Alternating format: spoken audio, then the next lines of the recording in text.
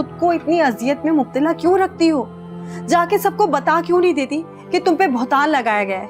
मैं चलती हूँ तुम्हारे साथ, मैं तुम्हारी गवाही दूंगी। बात गवाही देने की नहीं है कुलसुम।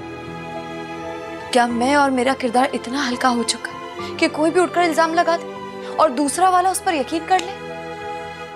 तुम खुद सोचो मरियम, मैं यहाँ कैसे रह सकती हूँ? चलो मैं दिन में तो आ भी जाऊंगी, लेकिन रात में तो मुझे वहाँ बच्चों के पास ही जाना होगा ना। तुम एटलीस्ट वहाँ पे मेरे साथ क्यों नहीं रह सकती? मुझे किसी का सहारा नहीं चाहिए। अब जितनी जिंदगी बची है मैं उसे अकेले जीना चाहती हूँ।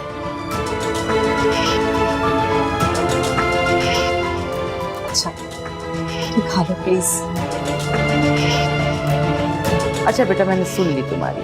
अब मुझे ससुर से जाके बात तो करने दो अपने। हमें आप भी ना बहुत जिद्दी हैं। अच्छा जाए मिलने, लेकिन मेरे बारे में जरूर बात कीजिएगा। अरे फिक्र नहीं करो, करूंगी तुम्हारी। ओहो, तो वो आप हैं